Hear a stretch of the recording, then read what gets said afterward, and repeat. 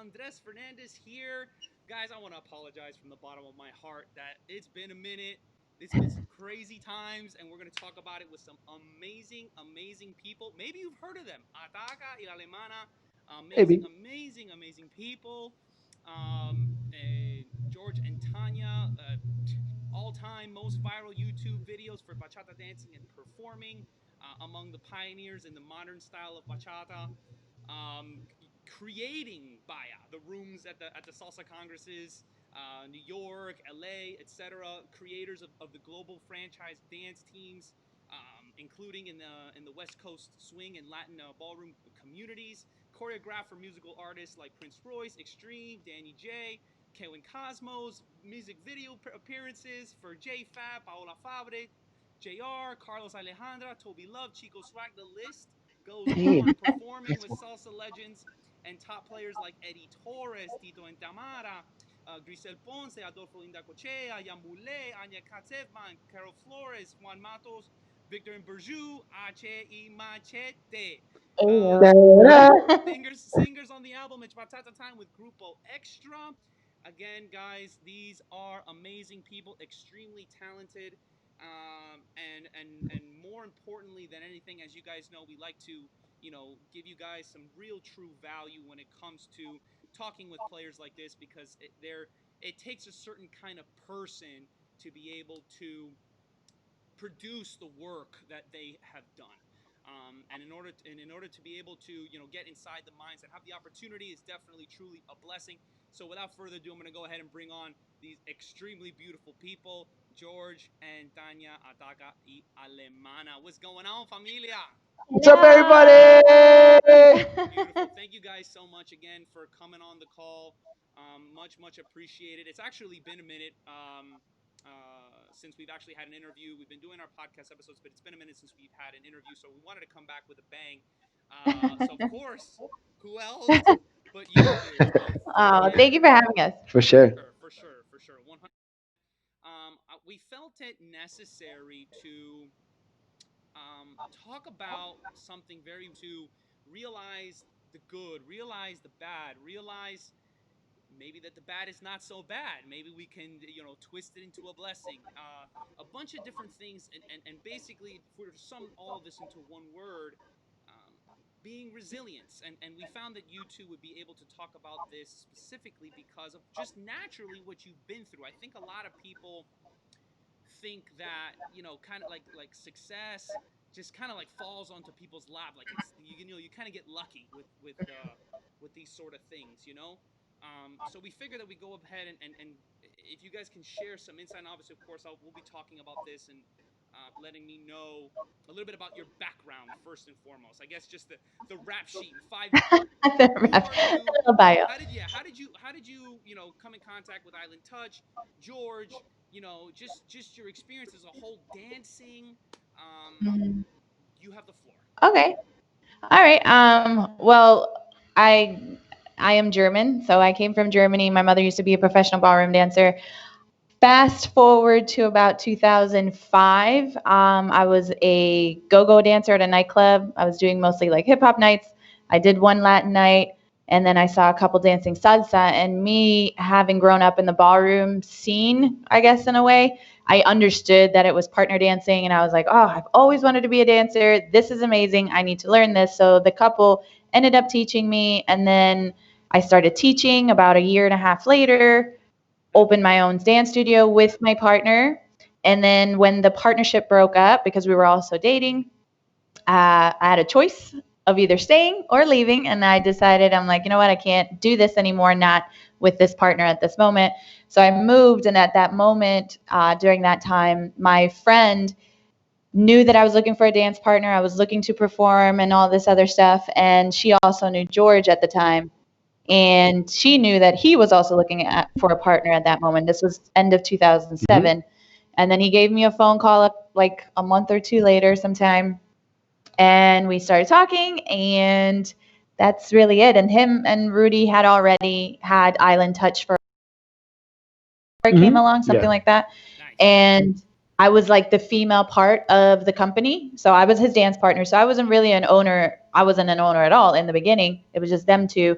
And then as our partnership grew, started to make a name for ourselves in Tampa, they decided to bring me on because they knew I came from, owning my own studio, being my own boss, and it just made sense instead of having me work for them, work with them. So they decided to bring me on as a partner, and that was in 2008, and that's it. Beautiful. Okay. Awesome. Perfect. All right. So 2008. Okay. So we're talking now 12 years. 12 years. 12 Yeah. years. Beautiful. Okay. All right, George, take it away, brother. Talk to me. All right, so I was born. I'm gonna like go real quick through it. So born in Puerto Rico, Beautiful. raised in Orlando, Florida. Baseball was my number one love from the beginning since I was basically 3 4 years old, as old as I could hold a baseball and a bat. That was my focus throughout all of my childhood, was to go in that route, which is why obviously high school leading into college, I was given a baseball scholarship to play at a college in Tampa. So Oh, into college, I got my business degree as well as playing 4 years of collegiate baseball. And then throughout that process, I believe it was my junior year, I went to a nightclub in Tampa, Florida, and I saw what was at that point considered linear salsa. I didn't really know what that meant, other than it all looked very choreographic to me. All the turns and the cross bodies and all that stuff. I was like, oh, this is a choreograph. That's not lead and follow. They don't know how to dance. I know how to dance because I'm Puerto Rican. That very yeah. stubborn, natural, vibe. So I actually met a young lady in Tampa who was the owner of the studio in Tampa. We started obviously dancing together, and we also dated, and that's how I got into that scene. I once we got together, and I was able to go into the dance studio and see what it was all about. It really opened my mind to where it was truly lead and follow. This was Right. a concept that you can truly learn and get better. And I really feel like that was the pivotal point for me in seeing that there was another world that I was very interested in. Never paid it too much mind other than just taking my classes, going through the process, teaching a little bit. And as I graduated, I had a decision to make. I had a business degree. I had a small chance to pursue a baseball career, because the reality is, to do that, it's very, very challenging. But I did have some walk-on tryout opportunities. But I think at that point I was very realistic with myself that it's a needle in a haystack type of thing to really make it to the big leagues. And I think the Right. politics was also kind of pushing me away from that. So I went 100% into the dance world, and I did that for about a year and a half, just completely getting immersed in it and really, really excited. And then I met Rudy, El Tigre, who was also actually a student of mine. We met. He Nice. was in the dancing socially. We really, initially we didn't hit it off, but over time we really bridged that gap and really built a strong relationship. And then again, pushing forward, there was an opportunity to where him and I can go in business and start a dance company. We jumped on it. We started a company in Tampa called Island Touch Dance Academy.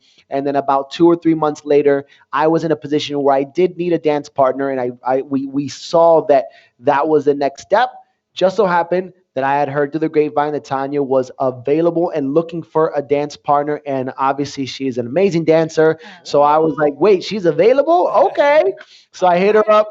Okay. All of our goals were pretty much the same. We really initiated a partnership, and then again, like Tanja mentioned, that's when we decided it was best for us to bring her in as a partner so that she felt she was equal, because we never wanted her to feel like she was just an employee of Island Touch, because we knew that she was going to be a very vital part and role in the Island Touch system, and that's exactly what happened. So then that's it. We were together, and that's when Ataca de Alemana We're born. were born. I love it. I love it. Okay, so forgive me. I'm actually going to speak a little bit higher. I'm hearing from our comments here that they're not able to hear me too well, so I'm gonna punch it up a little bit if that's okay with Punch you it Do guys. up. it. Okay, so timeline. When was it that you had said that the salsa bug, if you would, kind of hit you at a certain time. When around, or I guess how long ago was that? Yeah, so obviously Tanya's bug I think hit her a little 2005. earlier than mine because even though my mother was the one that really got me into loving music and dance. With her I'd been dancing since I was 12, 11, 11, 10, 12 years old. I remember I went to Nice. my first nightclub technically illegally with my mom at Gosh. 14. Nice, She went bro. up to the club and was like, he's my son, let him in. So Latin music, predominantly salsa, was really something I enjoyed, but really never saw it as a career until, like I said, I would say around 2007. But even then, Right. it was just like a hobby. Never really, I think it wasn't really until me and Tanya got together where I think when un bombillo, una bombilla just kind of hit and was like, wait, like this could actually be something we can do. Like our goals aren't necessarily something that aren't attainable. I think we might be able to do it. So that's Nice. when I think I transitioned from I just want to be really good at salsa to I could potentially live off of this. So for me it was 2007 is when that happened, right? Oh. 2007 and a half. Well, 2007 and a half. I would You say started dancing in 2006. yeah, I would say 2007 and a half, which is when her and I met. Gotcha. Okay, so then, all right, so then, El Tigre, Rudy, what would you say? What would you guys call him, position wise, in relation to you? Is he business partner? Is he a Oh man, He's mentor? Is he's an he? everything. equal. He's He's a yeah, everything. he's a He's business partner, he's brother, yeah, he's man. A friend, brother he's friend. Okay, mentor, like Yeah, everything. he's definitely my one of definitely one of my best friends. Um, he's definitely a brother. Not there's no need for true blood to know that what him and I have experienced for how for however long we've known each other.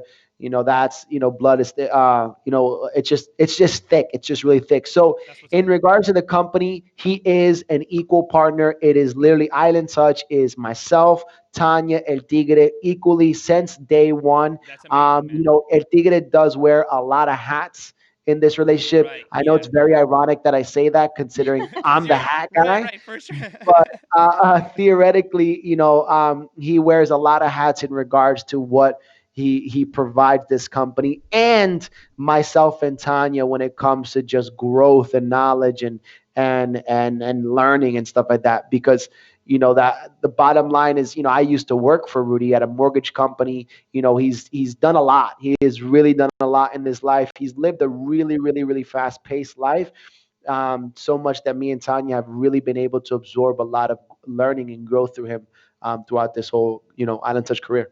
Gotcha. So then, where does when I guess things started getting serious on a business level, I guess you can say, um, is that when he shows up, or is that before? Did that happen? Did that light bulb strike before, Nah, after? it was definitely before for sure because That's awesome. you know and I kind of go back and I'll touch on it again. Um, because myself and Rudy really didn't have like a strong connection initially, just a lot of just throughout the system, maybe he would come to the classes and really wouldn't take it serious because why would you? I mean, you're just Naturally. here to kind of dance and hang out and meet some girls.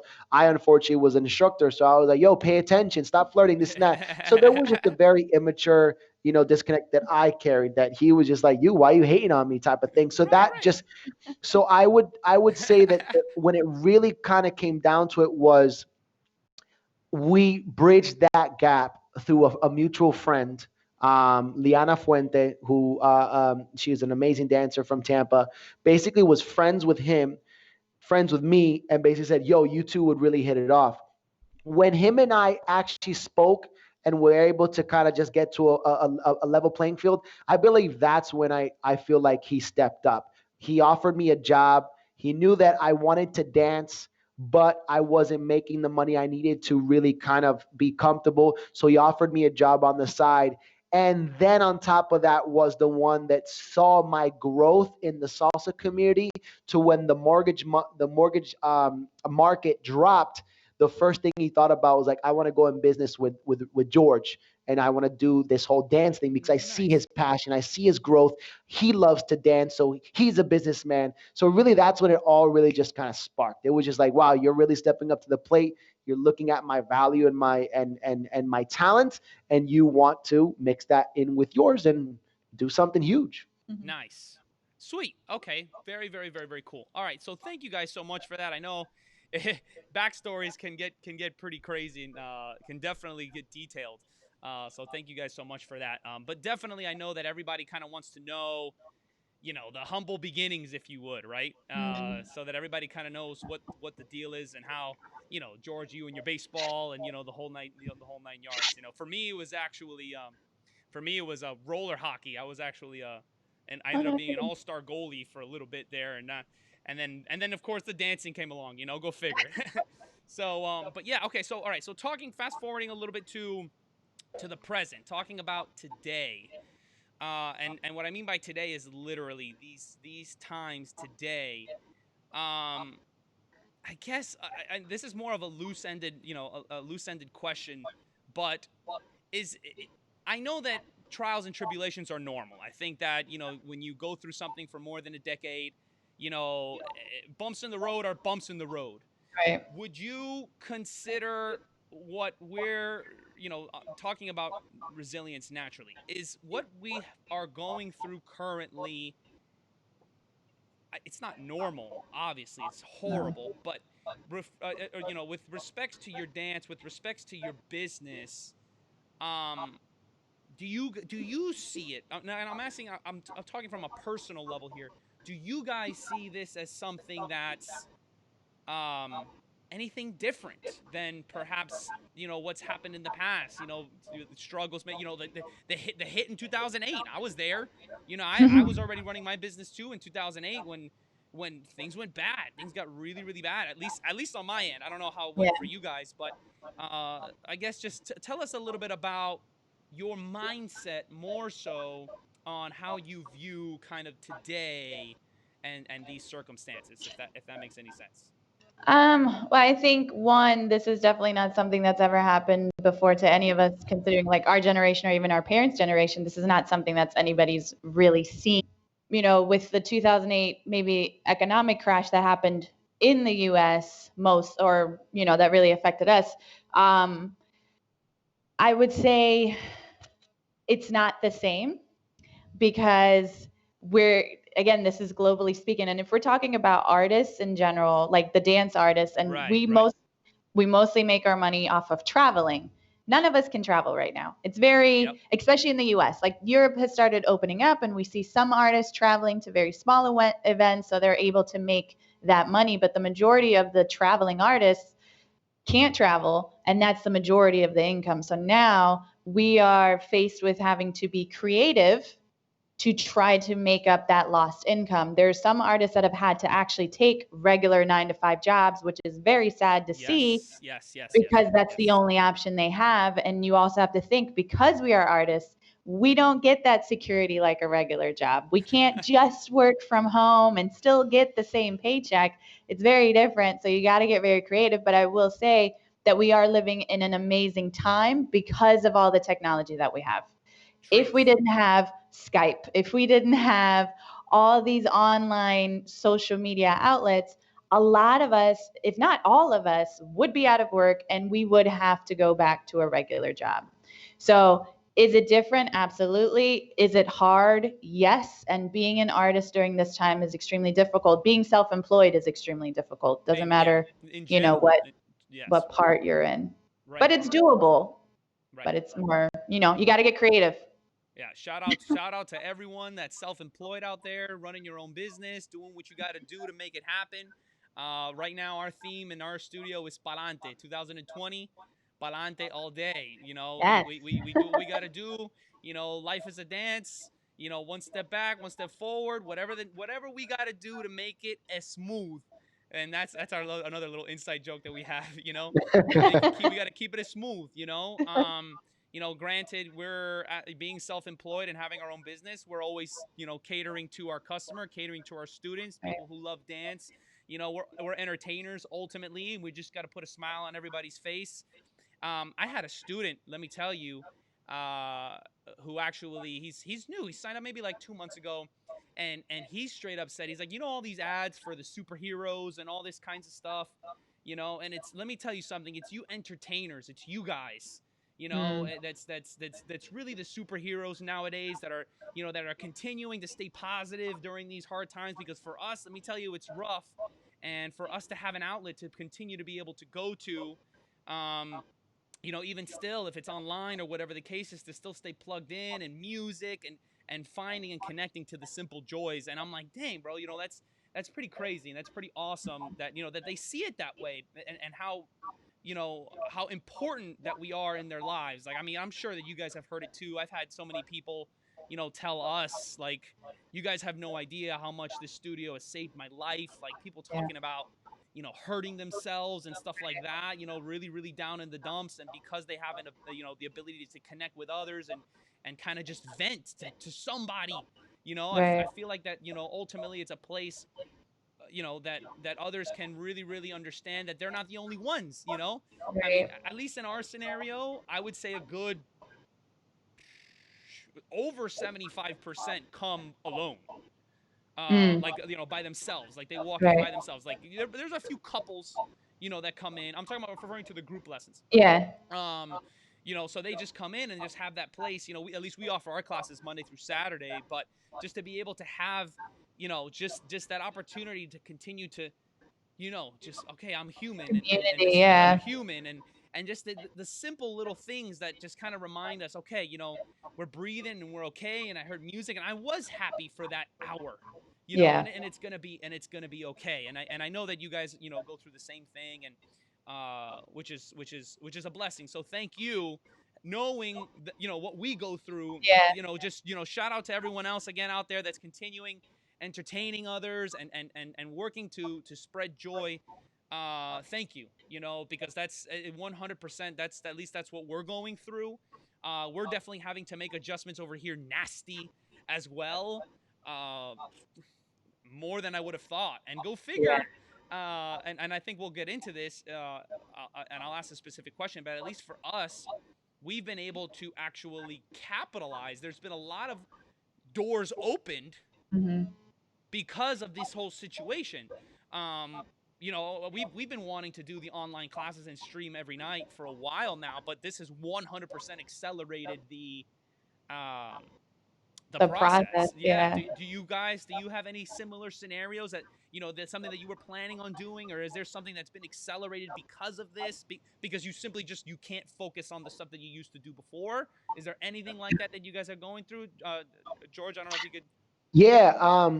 So I think, kind of like, to segue from the last question into this one, is like, me myself. I think, in regards to the company, I've always really made it a point to be a beacon of positiveness. Amen, As brother. Thank far you. as you know, just being that, looking at the bright side of everything and making the best of it, out of every situation. And there's light at the end of the tunnel, and everything happens for a reason. So I think this situation was just that. It was really looking at what we had in place, and really being able to capitalize on some of the things that we haven't really been able to put too much attention to. For instance, a lot of our virtual stuff that we've been doing for years and years and years, we really haven't been able to kind of like Focus on. focus on. And this was, in a sense, a blessing and in disguise. Obviously, horrific thing to be putting people in the position that this pandemic put us all in. Right. But again, we just look at it more of just like, well, it is what it is. This is what we are. This is what we're at. What are we going to do to make the best of it? We got to grind. Exactly. This is really going to bring the best out of you. You got to understand that when obstacles arise, get past that hump, get past that wall, and trust me, trust me, trust me. When we got out of this thing, you're going to look back and you're going to be like, we made it. We made it through that. There's Yes. generations that did not have to do that, and we made it through it. Just make it through with no regrets. And I think that's why we really sat down as a team, because myself, Tigre, Tanya, and Bianca, we all live together in the same household. So we're able to really capitalize capitalize on just getting things done. So it was really putting a list of all the things that we haven't been able to put attention to that we were able to now capitalize on now, so that when the pandemic was basically kind of back to normal, which that component's not even doesn't exist anymore. Right. Our normal doesn't exist. Our new normal, meaning now we'll be technically in a stronger position, because Right. now when we go back to traveling and doing our dancing thing and stuff that we do, that it will automatically be enhanced. Now we have something that's going to follow it up with that much more strength, because for the last 6 months, year, we've really just been able to focus only on that. Right. So I think that's another reason why we just kind of maintain this positivity and really just kind of take and try and make the best of the situation that we're currently in. I love it. Thank you so much, George. I really appreciate that. Cari Zambrano says, I just wanted to say that I love you guys and hope to see you guys next year at some point, somewhere. So that's what she's saying. We So love you too. We love you too.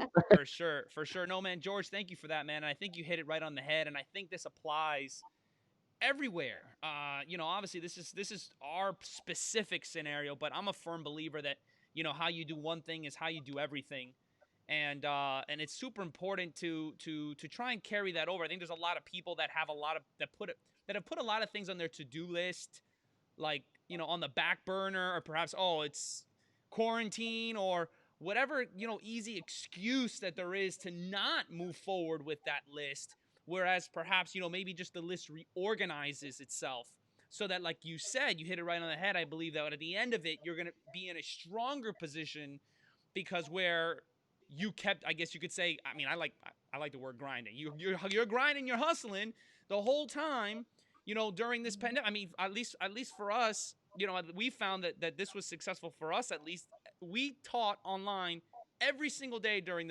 during the lockdown. So we were shut down. Our place. I don't know about you guys. I'll actually ask you guys that later. But for us, we were shut down for 3 months. Completely shut down. Of course, all the bills still being required. The whole 9 yards. Um, we are actually allowing people into the studio now. We are giving classes now in the whole 9 yards. But yeah, we taught every single day. We took it as an opportunity. Okay, let's spread the word out there on social media, and continue to keep our audience engaged. We had attendance through the roof. And that was phenomenal. We did what we could, of course, and continuing to push forward. Did you guys have to shut down at all during I guess, or are you I still mean, shut down? Like, what's your situation? You're like, because you're in Miami, right? Yes. So, like, Florida technically never really shut down, but we've been in quarantine since March. yeah, so Right. we're still in We've been shut quarantine. down since March. Like We're ourselves, we've been shut down since yeah. March. Do you guys teach group lessons, or do you guys do online with the teams? Yeah, no, so we don't have a studio. We used to have a studio back in 2009 until like 2010 or 11. Okay. But we don't have regular group classes. We had like teams here and there. But our focus, we were traveling all the time. So we were traveling every single weekend. We were home 2 days out of the Right. week. So that's what shut down, Yeah, really, is our traveling. when we Gotcha. moved to Orlando 2 years ago, A year and a half a ago. year and a, when we moved back to Orlando a year and a half ago, we had the intentions and the motives to potentially do dance studio stuff and all that jazz later on down the road, once we were a little bit more stable. So really the only thing that we had to kind of take away were some of the local teams that we were just almost initiating, as far as like some of these franchise teams. We were Gotcha. basically trying to now run them here locally, which I believe we were able to do like 1 or 2 seasons before everything happened. So there wasn't really a drastic drop for us in what we were currently doing, because we were already still kind of in that trying to just get back into the community of Orlando. But definitely when it came to group classes, we weren't able to do any of those. So Right. we that was never a loss on our end. Gotcha. Gotcha. Okay, so yeah, so right now it's right, because for you guys, yeah, it's the traveling. What's what's the place that you've been to that's been the most, like, I guess, actual physical place where you guys enjoyed it as people?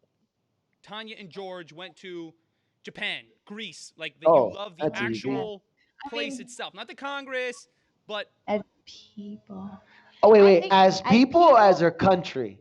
the country as you two, as George and Oh, Tanya, that's as easy. That's people. I mean, I think we both will say Italy. for We sure. love Italy. We love the Nice. food.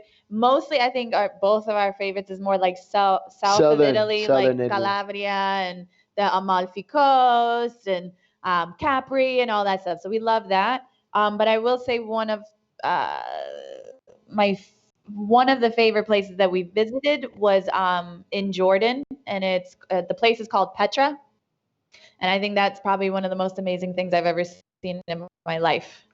Um, that was incredible. Yeah, But country is Italy. yeah. I would say when it comes to just a general country that would just like if we were to just go one, two, three, quick, Italy, because there's just so much about that country that I love. The food, the fashion.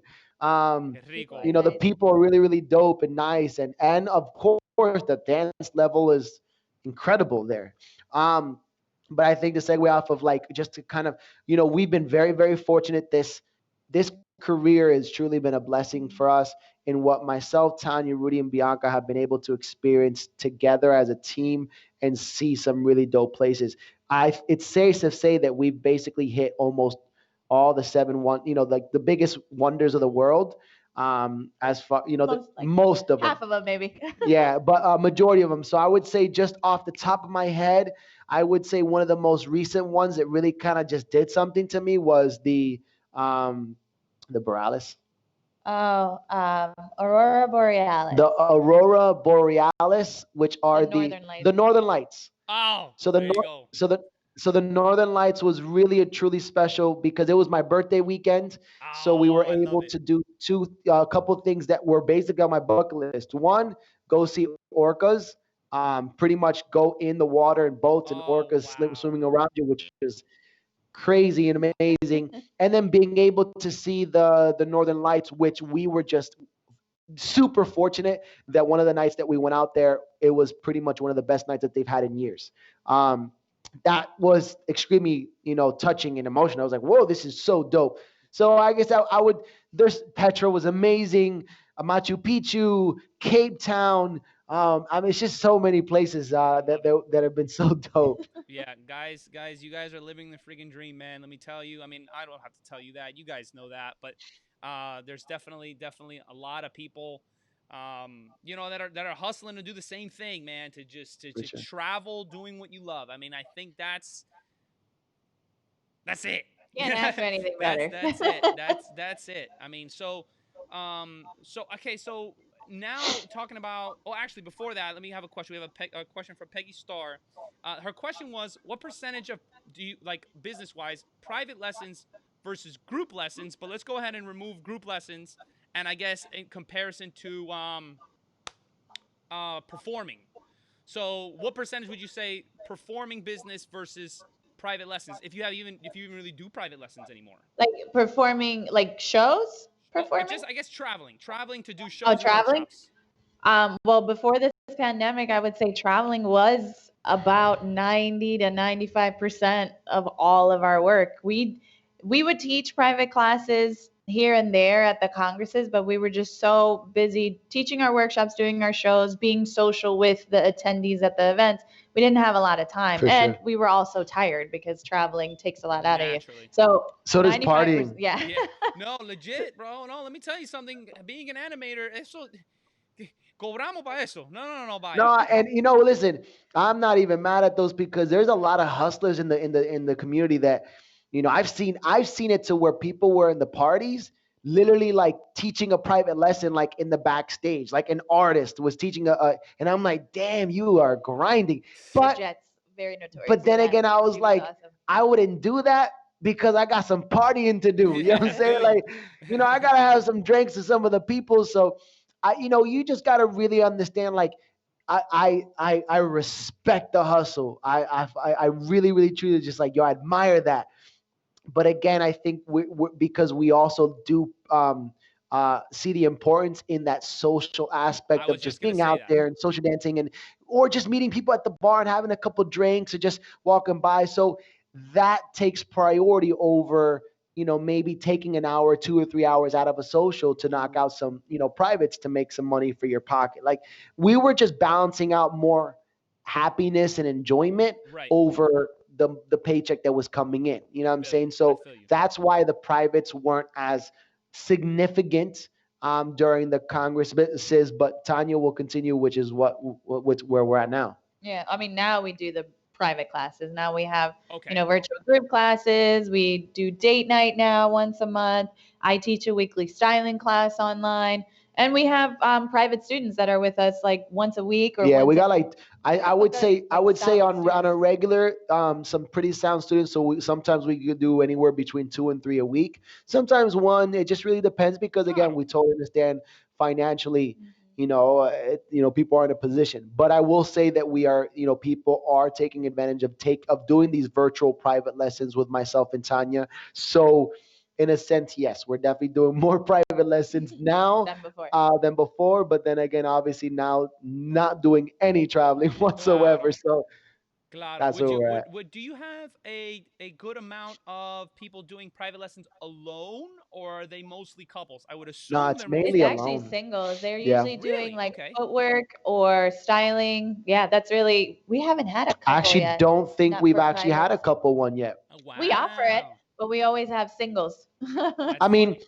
the reality is it could also come down to cost because the reality is everything has a price. So it's like Absolutely. if you're going to occupy the time for myself and Tanya to be in the same room where Tanya could technically be downstairs in our other room where we do private lessons, like so maybe there's an issue of budget. I'm not sure, but then again, I have girls that take privates with me and they just want to do footwork. And I have, literally like Tanya is knocking out so many different things when it comes to body movement technique. But yeah, there hasn't really been a true demand outside of The the date night. date night, which was an event that we just put together a couple days ago, which was pretty much an event that we want to do kind of more consistent Monthly. monthly for couples, where we come in and we teach you some really cool moves, sexy, fun. Let's That's get, it. cómodo y sexy, sentimiento. I guess I would consider that kind of a private lesson for couples. Yeah, yeah, no, yeah, 100%. And we're actually moving in that direction as well because it just seems like more people are locked up.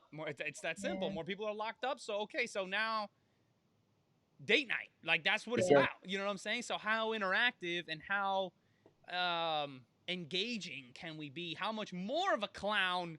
But to really, really still bring that value and that entertainment at the same For time. sure. We got a question for you. Kadi's actually asking a question for you, Tanya. Do Hmm. you have any advice for coaching a ladies team? Seems like she's trying to do something simple or something Well, for similar. coaching a ladies team, I mean, one, if we're talking technicality, obviously know your technique and what you're teaching and be confident in that. But I would say, just for me personally, I love teaching ladies classes because it's a time for us ladies to bond. Doesn't matter what the age is, everybody can benefit, whether your dancers are 12 or 10, or you have older ladies, or it doesn't really matter. I look at that time, even now I'm training my girls virtual, or my ladies, they're not girls, my ladies virtually. It's just a nice time to spend together because it doesn't seem like, you know, us women have a lot of time with girlfriends just to really bond and chat and have a good time and build each other up. So I would Nice. use that for when you're training a dance team, obviously do the dancing, know your technique, but also spend time trying to, empower all of your dancers, whether it's for the performance or just in general, because a lot of things that you say when it comes in dance is translatable in real life. It Absolutely. all, they're all intersectional. So, What just she be said. What empowered. she said. What she said. Wow. Yes. Thank you so much. And obviously, of course, we have our familia watching over too, and because I say the same thing all the time. That's my point. So when people like you saying the same thing, that's just gold. So thank you Put so the so stamp much. on it. Beautiful. I love it. Perfect, Gotti. Amazing. I gotta agree with her 100% that like sometimes we take things a little too seriously and the people just want to have a good time and an opportunity to be able to bond and to love each other, to hug each other after a long day and say, you know what, I'm coming to my lady styling class with my favorite teacher because she makes me feel good. And that's where it's at. And that's where it's at, as long as of course we have the technique there, obviously. But to focus really on that interpersonal, those interpersonal relationships individually, one at a time, really to take the time there. At least I found in my experience, Gotti, that's really what people are paying for. Right. Is to have someone that they can look up to, not just as a dancer, but as a person that can make people feel good overall. Right. So thank you for that question, Gotti. Amazing. We have another question here from Senor Julio Herrera for Mhm. Mr. George. You, with other famous bachata artists, did a bachata live festival for kings and queens. Mm. Does that sound familiar? Yes. For you, how was that experience teaching that alongside other artists? So yeah, the event that I'm actually involved in is the King's version.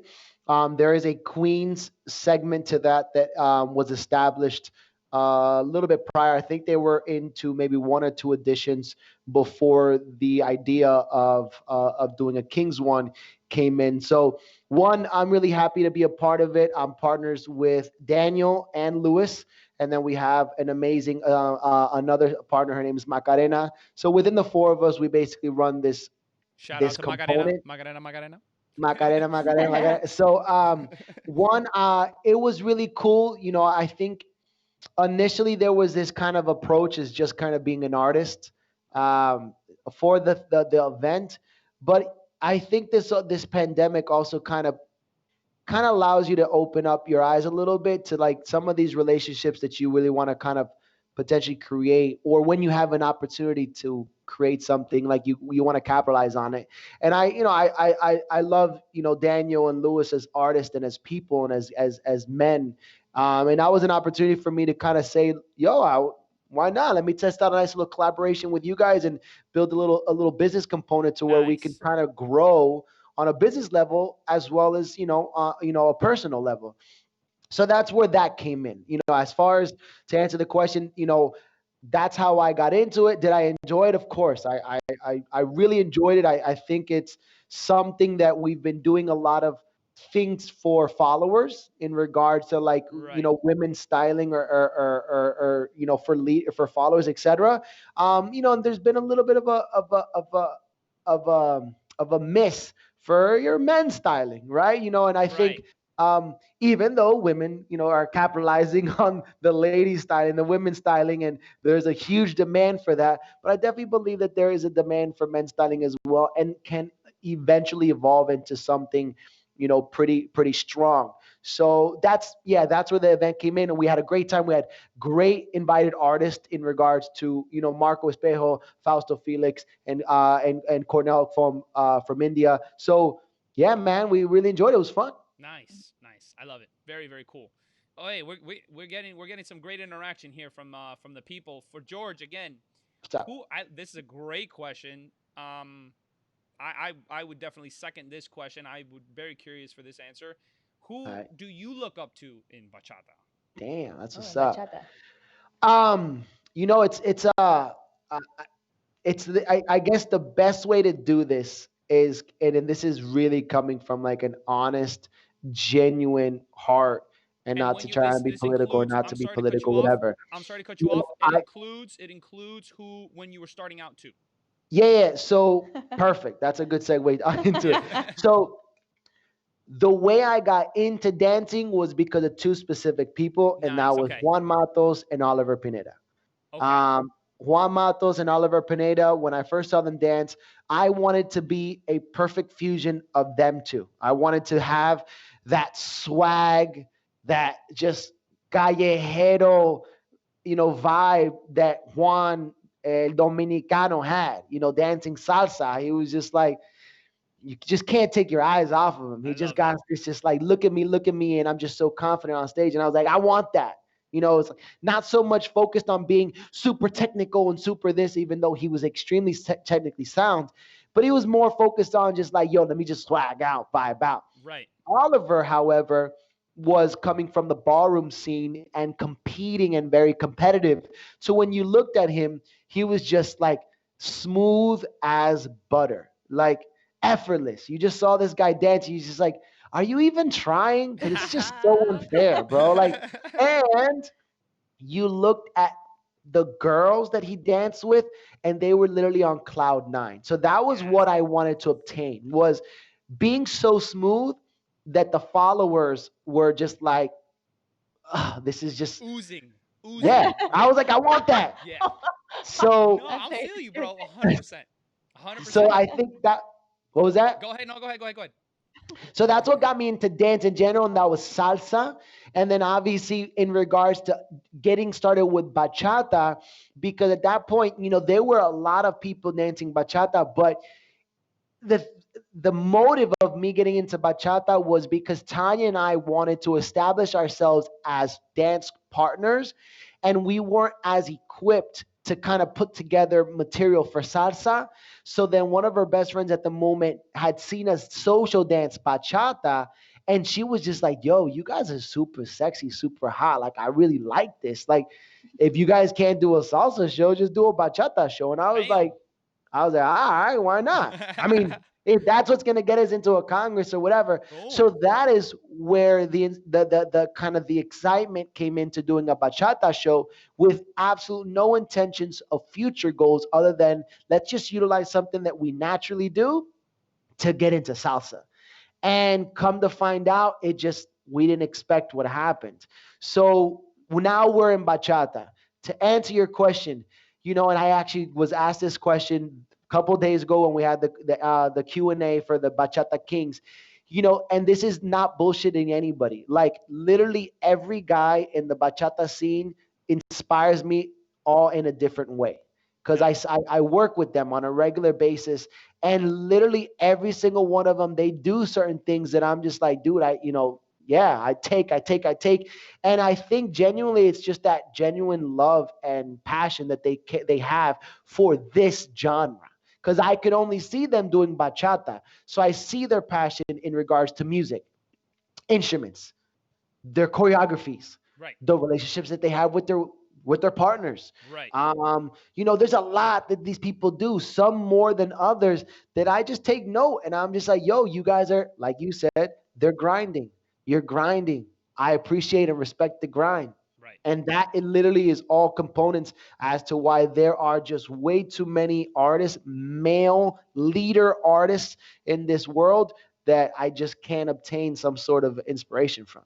You know what Right. I'm saying? So it's just really hard for me to be like one over the other. You know what I'm Right. saying? Like, Right. Right. literally all these, leaders in the bachata world truly, truly inspire me for sure. So then you guys, and forgive me if I was just out of it when you guys explained this in the beginning. So both of you, or maybe that was just you, George, forgive me. So you guys were both trying to go for salsa initially, and you kind of fell into bachata. Right, exactly. Like when we started, this was 2008. So, yes, there were some, first of all, YouTube had just started, but there was some people performing. It was more people on the West Coast, and there were some Hmm. Europeans. Hmm. And, you had very few. But again, back then, people looked at bachata as a social dance. Like, that's not something you do a show for. Those are normally the times during the salsa congresses and the salsa social. If there was a bachata playing, most of us sat down or you danced with the person that you were trying to hook up with that night. That's Bam. really what bachata was at that moment. So, no, we did not Crazy. intend to be in bachata. We didn't see a future in it because, again, we thought bachata is a social dance. It does it. You don't put that on the stage, but let's just put something together so people understand that we're a partnership because the community knew who our partners were before. Now, to see us together, they needed to know why. And we created the Extraño, which was a very quick Yeah, choreography. It yeah. didn't take So that long. so we saw the window of getting into a social here in Orlando to Okay. get our first Ataca and Alemana brand new couple in the scene. But the only way to get in there was to do a show. But we wanted to showcase ourselves as salseros. So we're like, how do we beat the system? So we said, hey, can we do a bachata show choreography? But can you allow us to do a salsa demo? And they were like, Okay. I'm all right with that. I'm cool. So Nice. we put actually way more time into our salsa demo that we did into coming up with the bachata choreography. Interesting. So the choreography was genuinely just what Feeling. feeling. It was just like, let's put feeling in. Let's not go too crazy because we need more time to put into the salsa. And we I'm hit sorry. a, I'm it sorry. was I'm just gonna. my. I'm sorry. I'm so sorry. Please say that a little slower. And a little Okay, bit more got it. emphasis so that everyone can hear Got it. you. One more time, please, so that the For community sure. understand. Say that again for me, please. So Feel. in our initial approach of coming up with our bachata choreography, we both decided unanimously that we wanted this show to just be more organic, Feeling, guys. carry feeling, carry passion, and carry essence. That was the Yes. main thing, right? We didn't want to overdo it. We wanted to still give you some spice, but still give you what really Passion. passion. You know, me and Tanya. So this is why the steps weren't so crazy intense. No tricks, no that. You know, some footwork, some of all the components that we love. And then once we were like, are we good with that? Yeah, that's good. We can do that in our sleep. Why? Because we're going to enjoy that. Let's go stressed out with the salsa. So that's what we did. And then, when we went to the social, we did the bachata show. We did the salsa social dance. We posted both videos to YouTube. Right. And within a month, we started seeing the bachata video just completely do this to the salsa video. We're like, hey, what's going on? What's going on? Why aren't you guys showing love to this one? What's going on? And then within, 2, 3 months, the bachata one had Goes these viral, yeah. crazy views. And we're like, what is this? And that's when the conversation came in. And when some, invitations came in for, yo, why don't you guys come out and do some bachata workshops? We're like, is this is A this thing? a thing now? Like, are we now going to be invited to do bachata when we really want to do salsa? And in closing, basically, we just sat down and we said, what were our aspirations and goals to be to do with salsa? Travel, live off a dance, meet amazing people, Boom. and get to Boom. train under our idols. Can bachata provide that for us? Yes. Yes. Oh, well, let's do it. And then we Done. And then, obviously grew a passion and for that's it. it. Sometimes we are given the path to our goals in another way than we expect. For sure. And I think that that's a beautiful story. You guys did what you loved, and that's what grew. Or at least you put you put the fun and the swag, because obviously you love salsa too. Yeah. For sure. For sure. Okay, so amazing. Thank you guys for sharing that. We have a question for the both of you here from a Miss Cici Ferrari. This is a great question. I think definitely something the community needs to hear. How long did it take for you to feel comfortable dancing bachata? So from start till the point where, like, all right, I don't got to think about this no more. What was the time frame? But I think actually, Sierra, that varies depending on when they started, because if they're younger, then that might have been like really quick because they see mom and dad and they're always doing it, and I'm Puerto Rican and that's it. Right. So I guess I guess do what you can with that question.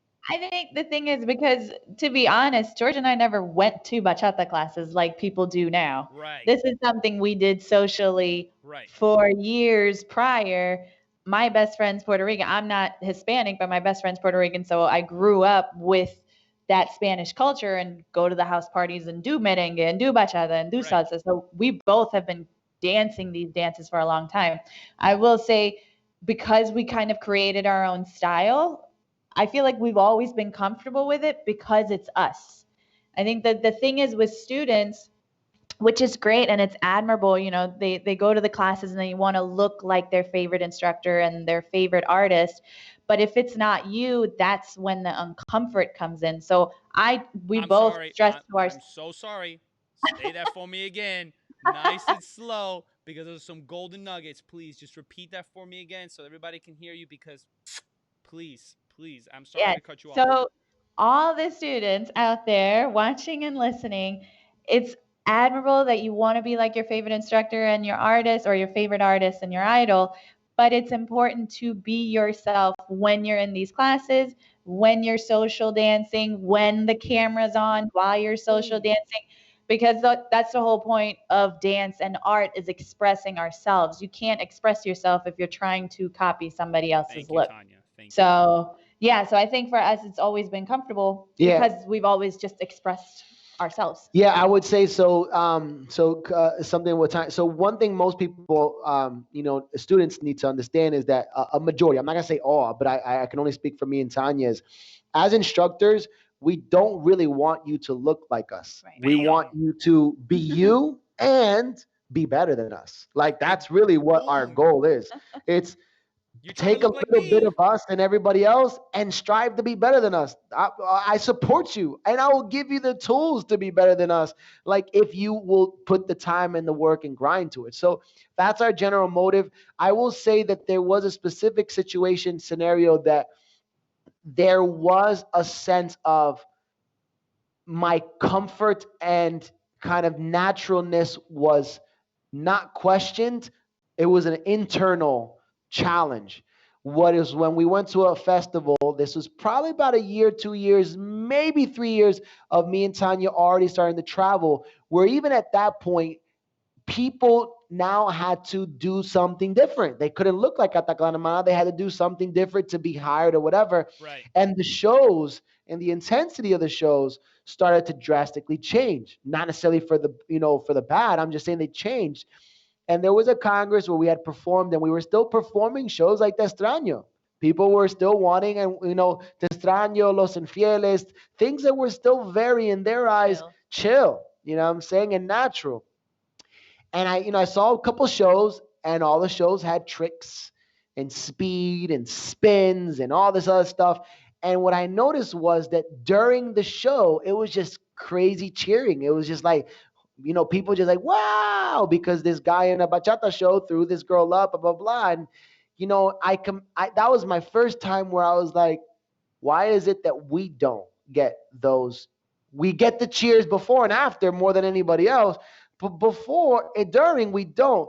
And it wasn't a matter of like hating on them. It was more like I commend you for obtaining that. Absolutely. Right. How do we do that? Right. And I was like, are we gonna have to change our style and add these tricks and add these flips and add these to obtain that? And that's when I was like, I feel like I may have to do something I'm not comfortable doing to obtain Uh-huh. this. And Uh-huh. it wasn't after talking to a few people and unanimously everyone said, don't do that. Be you. Wow. Nice. Like be you. And one person specifically was, you have to understand that what you're seeking during a show, you're gaining something else that you're maybe not, that you don't realize.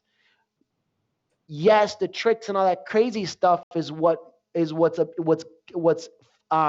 animando el público to Right. scream and yell on this. But what you do is an internal cheering. You're Yes. making people take a deep breath in and say, man, look at their girl and be like, yo, I love you. And it's like they don't need to scream for you to know that that's what you're doing. When they're quiet, it's because you are touching their hearts. Nice, And I brother. literally, at that point, when I sat down with Tanya, I was like, that's it, dude. Like, I'm chilling. Nice, I'm bro. confident.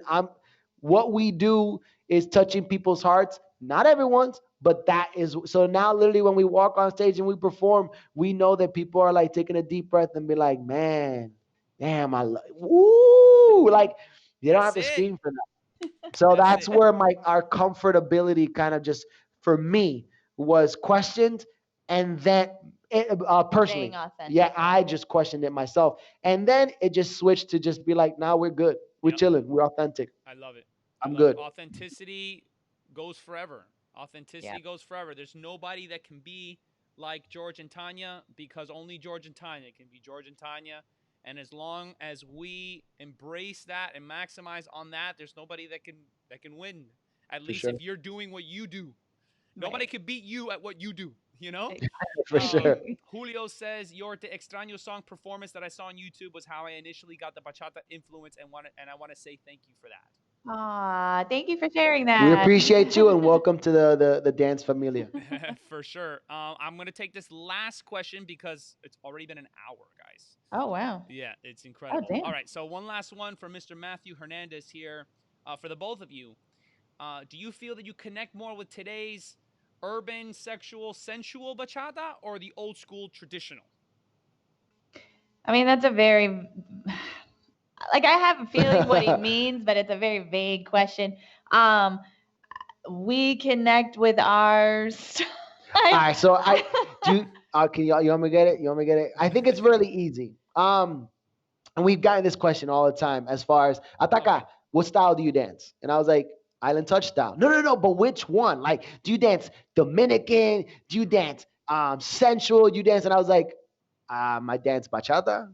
Boom. I'm not understanding. And like, no, but and I was like, no, no, no, no. I'm sorry. I do not understand what you're saying. Let me explain to you what how we I want myself and Tanya and everyone, that takes a class with us to understand that I just want everyone to be adaptable dancers. I want you to be an adaptable dancer, meaning no specific title. You just dance everything. Now, we also don't like necessarily putting titles to the dance styles rather than the music. Nice. So when Okay. someone says Dominican style, I'm like, no, what you mean is traditional style, meaning it's the people dancing to traditional music. Nice. But Okay. if you're saying Dominican style, it's like, well, we technically all dance Dominican Yeah. style because bachata is Dominican. It's Boom. comes from the Dominican Republic. So in regards to like sensual, I you gonna say that me and Tanya don't dance sensual? Or are you going to also say that El Tigre and Bianca, who predominantly dance traditional style, aren't sensual? Sensual is a feeling. Right. Sensual is just an adjective to kind of how you pursue that dance. So and speed, all those different things. So we've always said this. um, it's based off of the music you enjoy to dance and prefer to dance.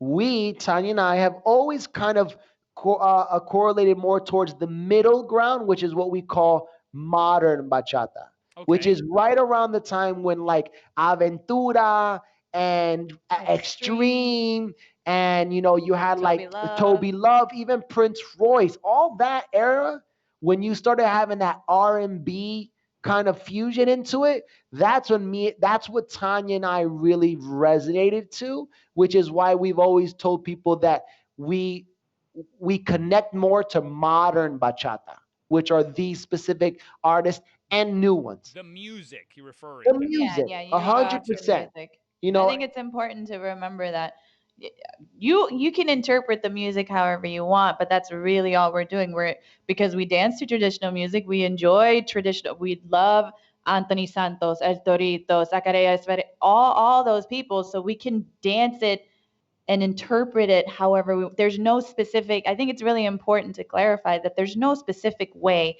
that you have to dance to a certain subgenre of bachata. Boom. Bachata is the genre, then you have the subgenre of traditional and the modern and the remix and maybe more of the Spanish style like the Danny J's.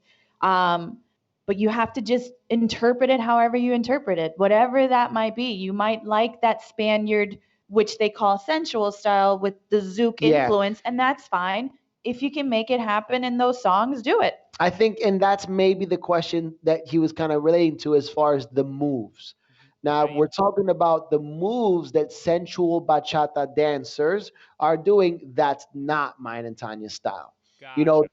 because in the sense, Tanya and I, since Te Extraño, we've been doing body rolls, we've been doing dips, we've been doing, body isolations since the beginning. But I do believe that there is a Zouk Influence, yeah. influence into what is looked at as the sensual bachata style that I appreciate, but I don't want to do. It's just it doesn't fit our style. Yeah. So There that's you go. kind of how we would answer that as far as in regards to, because I know what people mean. It's Right. that style of dance and the title that is connected to it. Right, right, and naturally, and that's what's respectable, and I, well, one thing that I think that you guys are continuing to push, which is what I've been trying to push forever too, is you just got to know what you like. You got to know who you are, and you go with that. You roll with that, and 100%. if as long as we continue to stay true to look for what we like, to search for ourselves, it's going to be so much easier to express a song instead of like, what body roll is coming next? Like, Exactly. and I'm like, oh my god, like get out of your head. And it's funny too because the reason why I'm so passionate about that is and I told Rudy the same thing in our interview. I'm the nerd. That was me asking all of those questions. You're a very logical type, I'm that mathematical type I'm the thinker. math guy. That's me. That's the math. How do I do this? And then so it's like when I tell the student that's the wrong question. Yeah. Come back to me with another question because it's like what you're asking me, it's not important. So I just completely don't answer, and I say feel it. But what do Yeah. you For mean sure. feel it? You're on the wrong dimension. You're in the wrong dimension. You're in here instead of in here. Oh, but what does that mean? Well, look for it. You, Yeah, you that's nothing you can really teach. It's it's whatever intangible. comes out. Yeah, and give it time. Yeah. Like, Absolutely. Time. it's not a sprint, it's a marathon. Like, give it time. Like, Thank you. you don't need, if someone says feel it, and right now you're like, I don't know what that means, and that person says, trust me, you just got to give it time. That feeling is just going to come naturally. Right. That person has to sit back and be like, if you're impatient, then you're not going to get there. But Exactly. if you follow your instructor's instructions, then now it's just go back to what he just said. How about just do have fun? Just go into your class with no pressure other than learn and have fun. There you I go. guarantee the feeling is going to just integrate into that naturally. Don't search for the feeling. It's going to happen naturally. Right. Don't put so much pressure. It's going to be there. Exactly. And like that. Thank you. Thank you, sir. Thank you so much. I'm going to take one last question because I think this is going to be a quick one. For sure. But then we'll close this up. How long have you been singing bachata? Wepa. Let's see, the album came out last year. Yeah. Yeah. So we've been singing bachata since December There of you go. 2019. For sure. 19. Okay, so it- then this year. So what are we in? Yeah. We September. we recorded in December of 2019. It dropped, I think, yeah. February or March of this year. We were supposed to do concerts at CSBF and all that, and the pandemic hit, so Right. we haven't been able to do that. But that's when we started singing bachata. Yeah. I mean, it stems from an idea that Rudy had, because Rudy's past when he was younger does have a singing background. When it comes to rapping and stuff like that. Nice. So he came up with this idea like actually a while back, A couple years ago, like a yeah. couple years ago. I think you and Tanya should do a bachata track together. And I was like, dude, you crazy? Do you not hear like my raspiness coming from the amount of classes that I teach, et cetera, yada yada yada. And he was like, bro, it's not about that. It literally is like you can find a sound that people like, and they can fix it up in the studio. But even knowing that you're not a singer, people will like. And I was like, you crazy. And the idea came up a couple years after that, and from there transpired Calma that we did With with Kelvin. Kelvin Cosmos. And that was our first, opportunity because we had presented it to him. And then literally a year later, he was like, bro, Not even because we did it. Oh, well, no, it was a okay. year later, meaning like, hey, I never forgot about you guys. I've just been trying to find the right song. I found it. You guys want to do it? And we're like, Boom. well, I guess we went into, this, his hotel room where he created this like studio, which was amazing.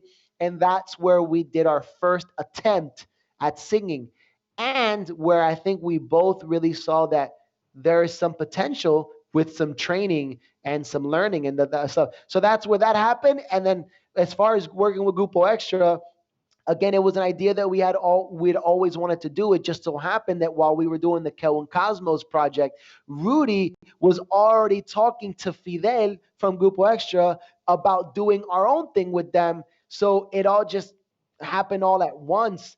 Yeah, because Stars Calma was aligned. summer of 2019. Yeah. So I would say we definitely do not consider. I'll speak for myself. I do not consider myself a singer. I'm not one to where it's like, yo, sing me something. I'm like, no, I gotta go drink some tea. I gotta That's put what's some up. honey. I gotta maybe do some vocal, warm ups. Like, you ain't gonna get no acapella from me. I am not a singer like that where I need to be ready at all times. But I will say that I prepared heavily Nice. for what we did with Grupo Extra and Kelwin. There was a lot of strategic, actions that we had to take, Sure. and things that we'll have to continue doing if people, as we do plan on doing concerts, we will prepare for those things. I always mess up my voice. I talk loud. Yeah, you gotta learn how to speak for me. So before concerts, I probably won't be talking much because I don't know how to control my diaphragm.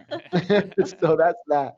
Nice, man. I think that's resilience at its finest, is doing what you got to do to make it happen. That's super super 100%. honorable. Thank you guys again for continuing to touch. Thank you.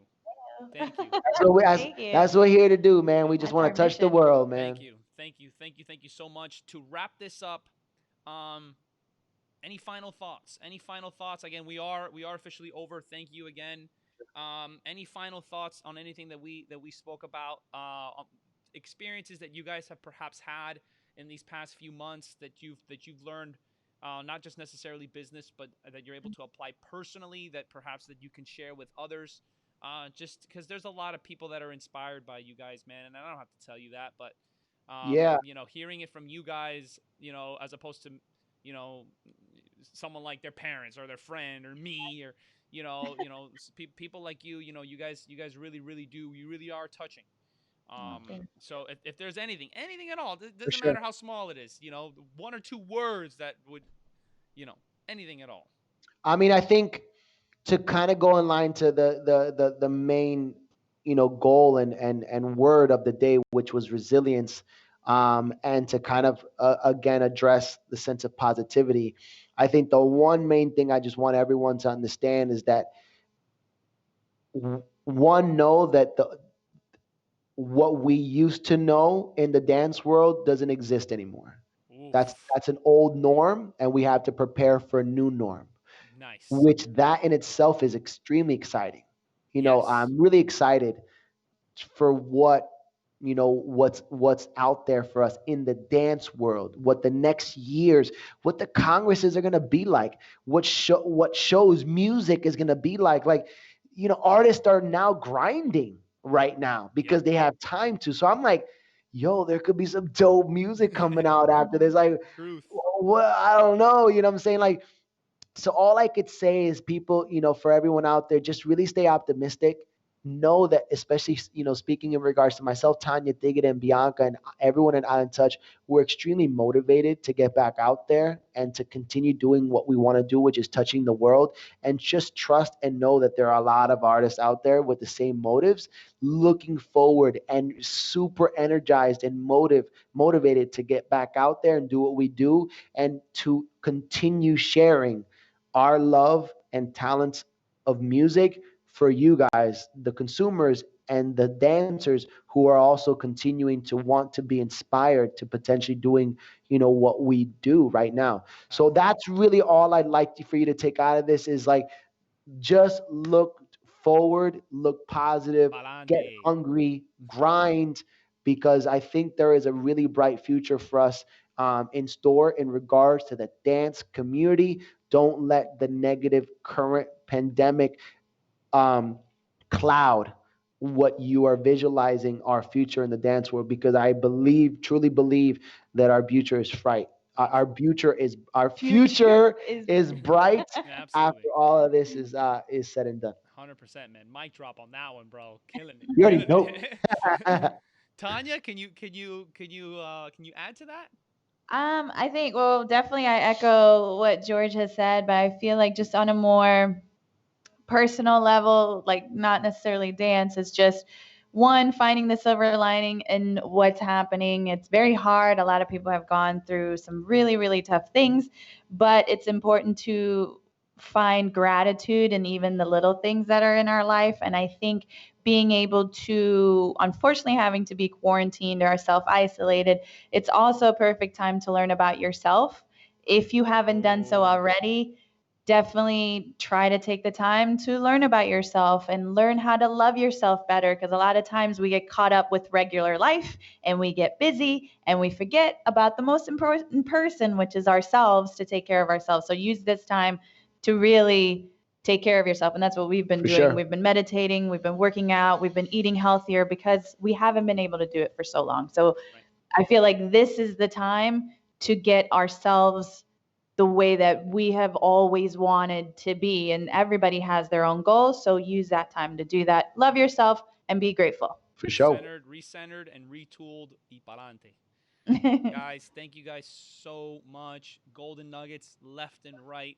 I wouldn't have expected anything less. Again, a million and a half thank yous. You. For real, for show. I know Well, that. thank I you know so much that. for having us on the show. Yeah, thank We No, you. really no, enjoyed no, it. no, no, no. Absolutely, no. 100%. And again, as you saw, and George, when we spoke on the phone, again, just trying to deliver real value. Mhm. trying just trying to bring words. Again, I'm the nerd. The words to the intangible. What a good dancer brings, what a good dancer allows someone to feel, how what does Yeah. that look like on a paper, and For sure.